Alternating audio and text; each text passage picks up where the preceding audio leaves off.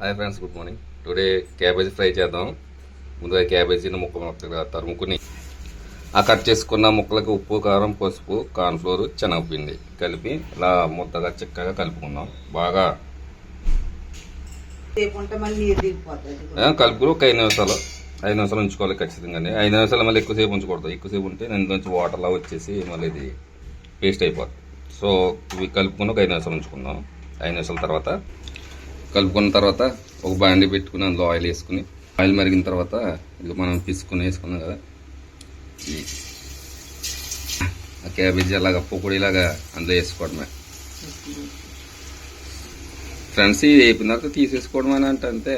Cabbage fry ready. అది వేగిన తర్వాత తీసేయడమే. ఓన్లీ ఏదో పెద్ద వంటకం చేసేది. సో ఆ రకంగా క్యాబేజీ ఫ్రై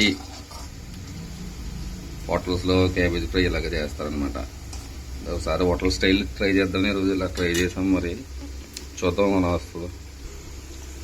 ఈ పప్పులోకి ఈ క్యాబేజ్ ఫ్రై మంచిగా అనమాట ఫ్రెండ్స్. అది ఆ రకంగా వేగుతున్నాయి. దోరగా వేగిన తర్వాత దించుకున్నాం. ఇంకా వేగుతున్నాయి. వద్దంటే ఒక 10 నిమిషాలు అన్నా వేగుతున్నాయి అనమాట. టైం పడుతుంది, ఒక 10 మినిట్స్ పడుతుంది టైం వేగడానికి ఫ్రెండ్స్. వేగినాయి తీసేసుకుందాం.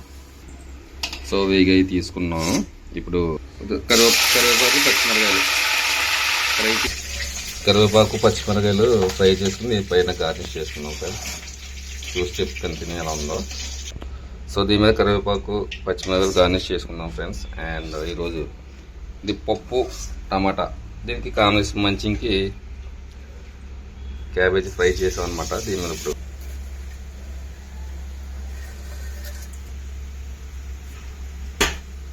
సో ఫ్రెండ్స్ ఇది క్యాబేజీ ఫ్రై.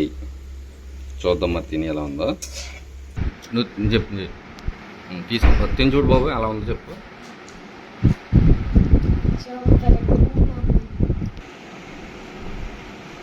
మేడం ఎలా ఉంది చెప్పండి మేడం క్యాబేజీ ఫ్రై.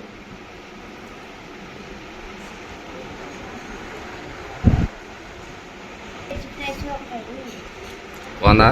బాస్కెట్ ఇచ్చా. సూపర్. తిన ఆపకుండా తినంటే బాగానే ఉన్నట్లే. Okay right.